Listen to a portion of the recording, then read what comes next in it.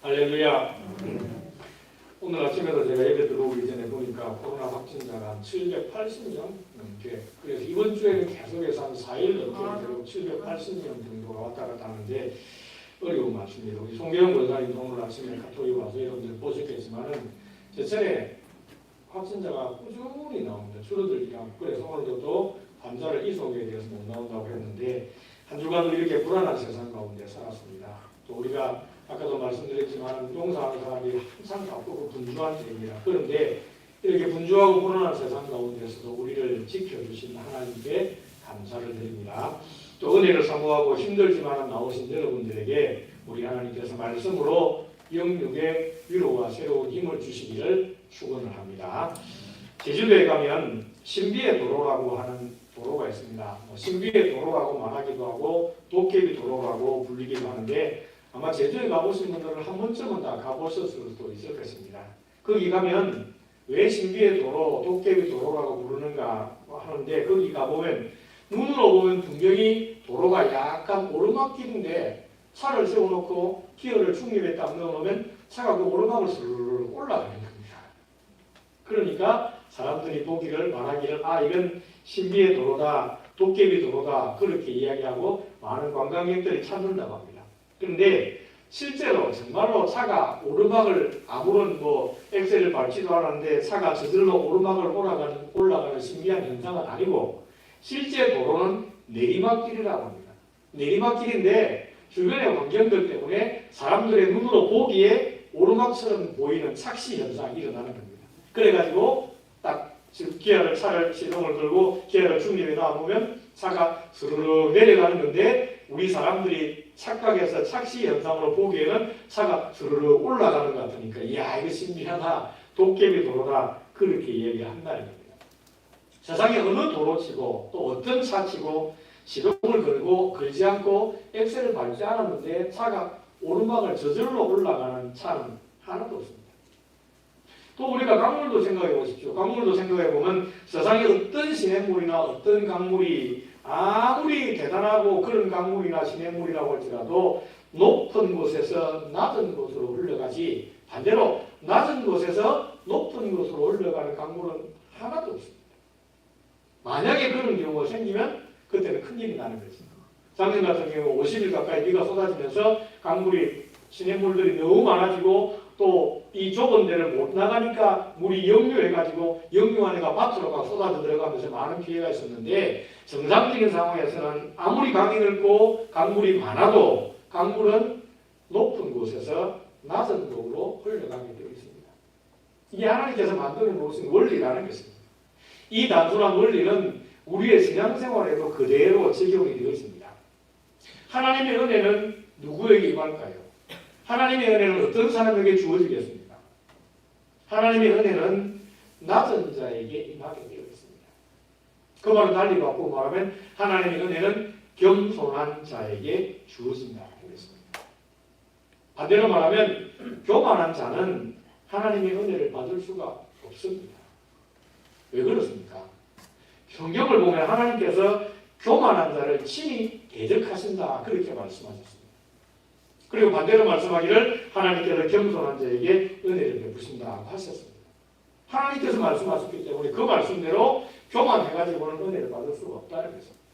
그래서 젊은 시절에는 혈기 가득하고 예수를 위해서 무엇이든지 하겠다고 큰소리치고 겟세마네 동산에서 칼을 뽑아서 휘둘르기까지 했던 그 베드로가 나중에 이제 자기가 나이가 많이 들고 신앙의 연단을 하고 그러고 난 다음에 베드로전서 후서라고 하는 편지를 썼는데 그 편지 중에 베드로전서 5장 5절에서 이렇게 말합니다. 하나님은 교만한 자를 대적하시며 겸손한 자에게 은혜를 베푸시느니라. 자기도 이렇게 경험을 많이 해봤겠죠. 인생을 살아보고 그러니까 그렇구나. 하나님께서는 교만한 자에게는 은혜를 안 주시는구나. 그래서 사람들을 향해서 하나님께서는 교만한 자를 대적하시며 겸손한 자에게 은혜를 주신다. 그렇게 말씀합니다. 그래서 은혜는 항상 낮은 곳으로 겸손한 자에게 임하게 되어 있습니다. 그 말은 우리가 하나님의 은혜를 받으려고 하면 항상 우리가 낮은 자리에 와야 되고 우리가 겸손한 자가 되어야 한다는 것입니다. 그런데 겸손에 대해서 우리가 많이 이야기하고 성경에서 교회에서 많이 이야기하는데 이 겸손이라고 말할 때 우리가 자칫 잘못 생각하기 쉬운 것이 있습니다. 특별히 우리나라처럼 이렇게 유교적인 전통이 있는 나라에서는 겸손이라고 생각할 때 그것을 그저 남 앞에서 자신을 낮추는 것을 겸손이라 그렇게 생각할 수가 있습니다. 예를 들면 실제로는 자기에 대해서 그렇게 생각하지는 않습니다. 그런데 남 앞에서 이야기할 때는 뭐라고 얘기합니까? 아이고 뭐 제가 뭐 아는 게 있어야죠. 제가 뭐 할 줄 아는 게 있어야죠. 이런 얘기를 우리 잘 하잖아요. 그런 얘기를 여러분 다 한 번씩 해보셨잖아요. 그런데 그런 얘기를 저처럼 단순한 사람이 듣고 그래요? 아는 것도 없다고 그러네. 그럼 할 줄 아는 것도 없다고 그러네. 그래서 일을 안 맡겨보십시오. 그 다음 뭐라고 얘기합니까? 아니 사람이 어떻게 그러냐고. 왜요? 본인이 아는 것도 없고 할 줄 아는 것도 없다고 해서 안 맡겼는데 왜 안 맡겨놓으니까 화를 내는 겁니다. 그 말은 실제로 자기는 그렇지 않은 겁니다. 자기 속마음은 그렇지 않은데 사람들 앞에서 들으라고 하는 말로 아이고 제가 뭐 아는 게 있어야죠. 저는 뭐 할 줄 아는 게 아무것도 없습니다.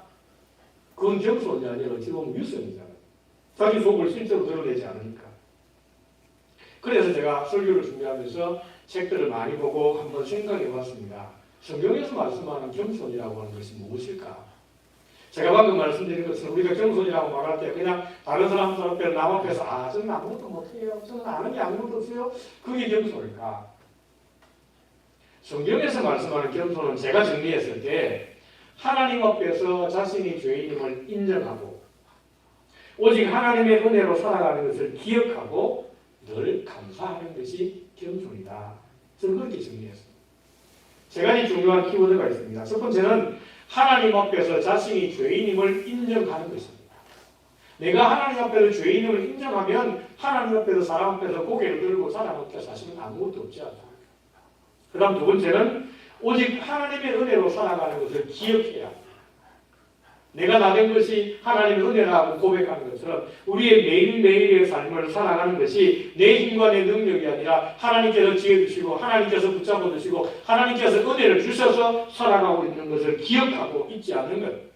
그리고 그 기억하는 것은 무엇으로 나타나야 합니까? 감사로 나타나야 합니다. 하나님 감사합니다 라고 하는 그런 것이 참된 겸손이 아닐까.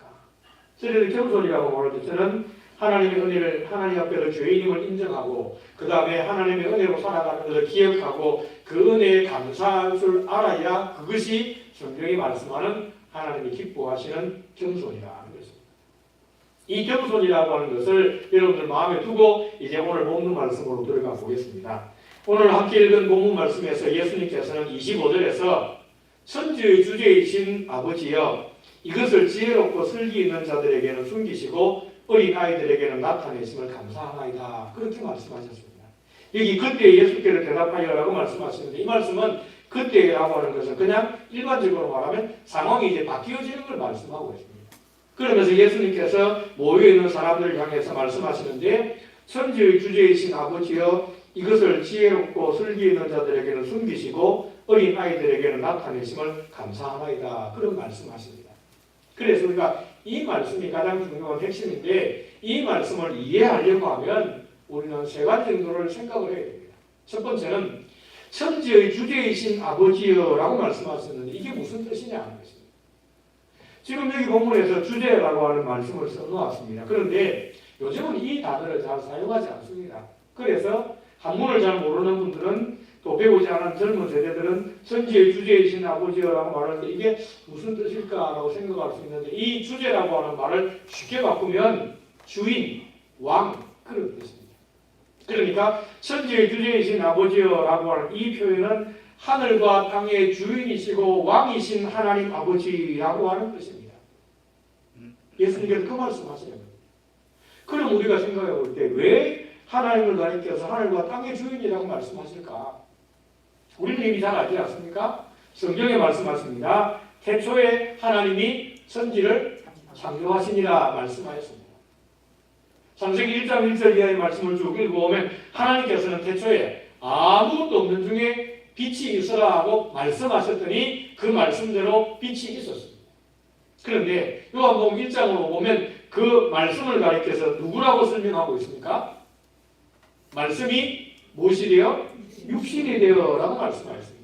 그러니까 그 태초에 성부 하나님께서 빛이 있어라 하고 말씀하셨는데 그 말씀의 능력으로 빛이 있고 천지 만물이 창조가 되어졌는데 그 말씀은 신약 요한복음 1장 1절 말씀과 연결해 보면 꼭 예수 그리스도시라는 것입니다. 그래서 성부 하나님, 성자 예수님, 성령 하나님 이 삼위 하나님께서 하늘과 땅, 천지 만물을 다 창조하셨습니다. 그리고 마지막 6일째 되는 날에는 하나님께서 친히 흙을 빚어서 사람을 만드시고 그 속에 생기를 불어 넣으셨습니다. 그러니까 천지 만물을 하나님께서 만드셨고 사람도 하나님께서 친히 빚으시고 생기를 불어 넣으셨고 그러니까 이 모든 것들을 하나님 만드셨으니까 당연히 주인공은 누구십니까? 하나님이시죠. 좀 더 그 말씀을 확대해 설명하면 천지 만물만 하나님이 주인이신 것이 아니고 예수 그리스도를 믿는 저와 여러분들은 항상 고백해야 할 것이 내 주인공 누구시라는 겁니까? 하나님이십니다.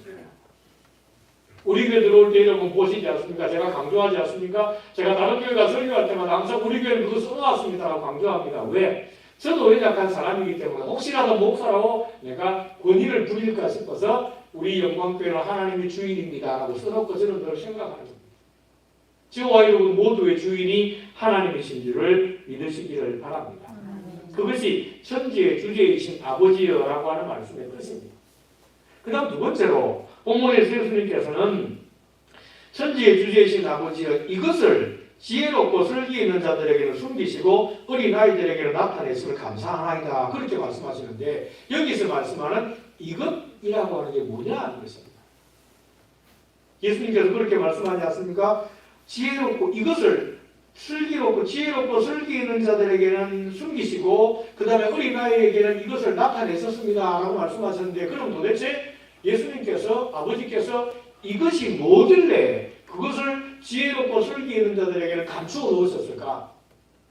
이것이라고 하는 것이 뭐를 가리키는 거기 때문에 하나님께서는 이것이라고 하는 것을 어린 아이들에게 나타내 보여주셨을까? 설마 하나님께서 보물찾기를 하는 건 아니겠지요. 우리가 어릴 때 보물찾기를 하거나 그러면 5월달이 되면 요즘은 이제 상황들이 많이 바뀌어지는데 어릴 때 예수를 믿은 사람들이나 주일학교를 어릴 때부터 다녔던 사람들은 5월 첫째 주일을 뭐라고 불렀습니까? 꽃주일이라고 불렀죠. 그래서 야외에 나가서 예배를 드리고 그렇게 했습니다. 그러면 교회에서도 그렇지만 소풍을 가서도 그렇고 야외에 나가 예배를 드리고 나면 점심 먹고 나서 항상 하는 게 뭐가 있습니까? 보물찾기. 근데 저는 왜 어릴 때부터 그런 걸 잘 못 찾았는지 모르겠어요. 항상 보물찾기를 할 때마다 못 찾아가지고 텅 손이 비었었습니다. 달리기도 잘 못해가지고 항상 운동을 하고 나면 상처이 하나도 없었습니다.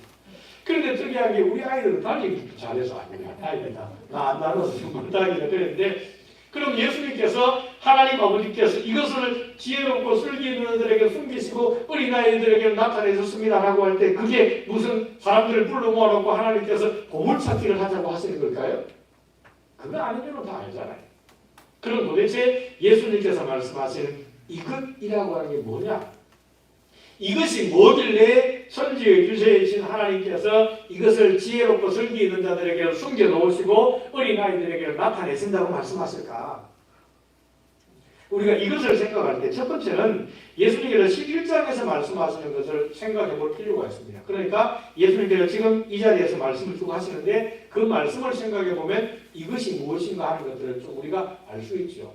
11장을 보면 세례요한이 예수님에게 사랑을 보내서 우리가 당신이 메시아입니까? 우리가 다른 메시아를 기다려야 됩니까? 라고 말할 때 예수님께서 내가 한 일들을 보고 전해라 그렇게 말씀하시면서 자신이 구약에 약속하신 메시아라고 말씀했습니다. 그 말씀은 이것이라고 하는 말씀과 연결해 생각해 볼 때 11장 말씀을 생각해 보면 예수님께서 구약에 약속된 메시아다라고 하는 거예요. 그리고 그 예수님을 믿어야 구원받는다고 하는 진리를 이것이라고 하는 말로 표현하는 겁니다. 그러니까 지혜롭고 슬기 있는 자들에게는 이것을 숨기셨다라고 할 때 이것이라고 하는 것은 예수님께서 하나님께서 지혜롭고 슬기 있는 자들에게는 예수님께서 구약에 약속한 메시아이시고 그 예수 그리스도를 믿어야 구원받는다고 하는 진리를 감추어 두셨다는 것입니다. 반대로 어린아이들에게는 예수님께서 그 예수님이 메시아이시고 예수님이 구세주라고 하는 진리를 알려주셨다라고 하는 것입니다. 그게 가까운 뜻을 생각해 볼 때 이것이라고 하는 말의 의미입니다. 좀 더 넓게 보면 이것이라고 하는 건 뭘 말하는가? 좀 넓게 보면 지금까지 예수님께서 마태복음 4장에서 예수님께서 공생애를 시작하셨죠. 공생애를 시작하셔서 갈릴리를 다니면서 사람들에게 말씀을 많이 전하셨습니다. 그 중에 가장 대표적인 것이 마태복음 5장부터 시작해서 6장, 7장에서 산 위에 올라가셔서 가르치신 산상보훈. 그 다음에 그 산에서 내려오셔서도 또 사람들에게 말씀을 많이 가르치셨습니다. 그러니까 이것이라고 말할 때 그것은 예수님께서 공생애를 시작하셔서부터 말씀을 가르치시고 지금 예수님께서 말씀하시는 여기까지 예수님께서 가르치시고 말씀하신 모든 천국 복음을 가리켜서 이것이라 그렇게 말씀하는 것입니다. 그러니까 이걸 정리하면 넓게 생각하든지 좁게 생각하든지 공통적으로 이것이 말하는 것은 예수님께서 가르치신 천국 복음, 예수님께서 메시아라고 하는 것, 예수 그리스도를 믿어야만 구원받는다고 하는 진리를 가리켜서 이것이라고 본문에서 표현을 하는 것입니다. 그 다음 세 번째로 생각할 것은 그러면 예수님께서 말씀하시는 이것, 즉 예수님께서 메시아이시고 예수님을 믿어야 구원받는다고 하는 천국 진리를 지혜롭고 설기 있는 자들에게는 숨기시고 어린아이들에게는 나타내셨다라고 말씀하셨는데 이 말씀의 의미가 뭐냐 하는 것입니다. 지혜롭고 설기 있는 자라고 하는 말은 그 말의 의미가 많은 지식을 지닌 즉 세상 이치에 밝은 솜씨가 뛰어난 그런 뜻입니다. 쉽게 말하면 공부 많이 해가지고 똑똑한 사람들을 가리켜서 지혜롭고 설기 있는 자들이라 그렇게 말합니다. 예수님 당시의 사람들 중에서 이런 사람들을 뽑으라고 한다면 율법학자들, 바리새인들, 서기관들 이런 사람들이 지혜롭고 설기 있는 자들에 해당이 될 것입니다. 제가 방금 말씀드린 율법사들, 바리새인, 서기관들 이런 사람들은 누구보다도 율법을 잘 알고 있습니다. 구약을 오래 깨고 있는 사람들입니다. 그래서 예수님에게 나와서 예수님에게 질문할 때도 몰라서 질문하는 것이 아니고 예수님을 시험하기 위해서 예수님 구약에서 가장 큰 계명을 뽑으라고 한다면 뭐겠습니까? 라고 질문합니다. 그거는 정말로 궁금해서 알고 싶어서 몰라서 묻는 게 아니고 혹시 이렇게 하면 뭔가라도 꼬투리를 잡아서 그거 아니고 이건데 라고 얘기하려고 시도를 하는 겁니다. 어쨌든 그런 사람들은 성경을 잘 아는 똑똑한 사람들입니다. 여기에 비해서 어린아이들이라고 말하는데 이 어린아이들이라고 하는 말은 문자적으로 그 의미를 생각하면 젖먹이들 그런 것입니다. 갓난아이들, 젖먹이들 그런 것입니다. 그러면 갓난아이들이나 젖먹이들은 자기들이 뭘 자기 힘으로 할 수 있습니까? 자기가 뭘 해낼 수 있습니까? 오로지 부모가 사람들이 챙겨주어야만 살아갈 수가 있습니다. 그러니까 그 말은 갓난아이들은 특징이 전적인 의존이라는 것입니다. 갓난아이들이, 젖먹이 아이들이 자기를 뭐 자랑합니까? 자기를 과시합니까? 내 눈이 쌍꺼풀이 있어 내가 얼마나 예쁜가 엄마 봐봐 내 콧대가 이렇게 오토가 높아 나 엄마 봐봐 나 예쁘지 그런 얘기 합니까? 그런 거 없잖아요. 그냥 전적으로 엄마 아빠를 의존하는 것밖에 없습니다. 그러니까 본문에서 어린아이들이라고 표현하는 것은 제대로 배우지 못한 사람들, 무식한 사람들, 그래서 예수님 당시로 표현하면 세리나 창녀나 또는 사람들이 교인이라고 손가락질하는 그런 사람들을 가리켜서 어린아이들이라 그렇게 말할 수 있습니다. 그러니까 예수님께서 전파하시고 가르치신 천국 복음을 지혜롭고 슬기로 있는 자들에게 숨기셨다. 거기에 비해서 어린아이들에게 나타내셨다라고 하는 것은 예수님의 천국 복음을 똑똑하고 많이 배우고 성경을 잘 아는 율법사들이나 서기관들이나 바리새인들에게는 감추어 놓아서 알지 못하도록 한다는 겁니다. 물론 감추어 놓았다는 게 땅에 묻어 놓았다는 거 아닙니다. 귀로 듣기는 하는데 하나님께서 그 귀를 막고 지혜를 막아놔서 깨닫지를 못하고 이해하지 못하도록 하신다는 겁니다. 거기에 비해서 어린아이들은 이 본문에 제가 방금 말씀드린 대로 세리나 창녀나 보잘것 없는 그런 사람들입니다. 그런 무식하고 배운 것 없고 그런 가난한 그런 사람들에게는 예수님께서 천국 복음의 진리를 나타내 주셔서 구원을 받게 하셨다라고 하는 것이 그 말씀입니다. 그러면 이제 본문에서 가장 중요한 핵심은 왜 이런 차이가 날까? 왜 똑똑한 사람들이, 왜 많이 배운 사람들이 성경을 잘 알고 그래서 머리가 잘 돌아가는 사람들은 천국 복음에 대하여서 막혀있고 받아들이질 않고 도리어 무식하고 배움이 없고 그런 사람들이 천국 복음을 잘 받아들일까? 그 차이는 결국 뭐에 있는 겁니까? 우리가 지금 지난주에 설교 제목이 뭐였습니까? 교만과 그 결과였습니다. 오늘 설교 제목은 뭐였습니까? 겸손과 그 결과였습니다. 결국 그 차이는 어디에 있느냐? 교만하느냐? 겸손하느냐? 이 차이에 있다. 지혜롭고 설기 있는 자들은 스스로가 생각해 너무 똑똑합니다. 성경을 잘 압니다. 남을 가르치는 사람들입니다. 그러니까 오죽하겠습니까? 그런데 이상한 것은 그렇게 성경을 잘 알고 똑똑하고 남을 가르치는 사람들인데 예수님을 십자가에 못 박는데 가장 앞장선 사람들은 누구였습니까? 그 사람들이었습니다. 왜 그럴까요? 왜 성경을 가장 잘 알고 가장 많이 아는데 예수님을 믿지 않고 오히려 예수님을 십자가에 못 박는데 앞장설까?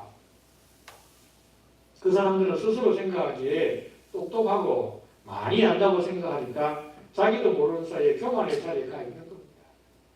예를 들어 보겠습니다. 누가복음 18장을 보면 바리새인과 세리 두 사람이 성전에 가서 기도를 합니다. 예수님께서 비유적으로 말씀하시는데 그 비유에 보면 바리새인이 먼저 성전에 가서 기도하는데 어떻게 기도를 하는가 자세를 보면 따로 서서라고 말씀합니다. 성전에 가서 기도하는데 바리새인은 따로 서서라고 말씀합니다. 그 말은 같이 여러 사람들이 같이 기도를 올라가는데 자기는 그 사람들하고 다르다는 거예요. 저런 죄인들, 저런 추한 사람들, 저런 무식한 사람들, 뭣도 모르는 사람들하고 나하고는 어울리면 안 된다고 생각해서 자기는 따로 서 있다는 거예요. 그게 뭡니까? 교만이잖아요. 교만이에요. 제가 지난주에 교만에 대해서 말씀드릴 때 그걸 말씀드렸잖아요. 교만을 정의하기를 내가 하나님 자리에 앉는 것이 교만이다. 그렇게 말씀드렸는데 자기가 벌써 따로 서 있다는 얘기는 우월감, 자기 맛이 자기하고 저 사람들하고 다르다고 하는 그런 교만이 마음속에 들어가 있습니다. 그러니까 하나님 앞에서 고개 숙이는 것도 없습니다. 더 재미있는 것은 기도하는 내용인데 기도의 내용을 보면 이렇게 기도합니다. 하나님이여 나는 다른 사람들 곧 토색, 뿌리, 간음을 하는 자들과 같이 아니하고 이 세리와도 같이 아니함을 감사하나이다. 뭐라고 얘기하고 있습니까? 하나님 나는 저런 사람들하고 달라요. 저런 죄인들하고 다릅니다. 그 다음에 또 누구를 콕 찍어서 얘기합니까? 이 세리와. 지금 같이 와서 기도하고 있는 세리하고 나하고는 아예 질적으로 다른 사람입니다. 그렇죠. 이게 바리새인은 벌써 어디가 있는 겁니까? 교만의 자리가 앉아 있는 거예요.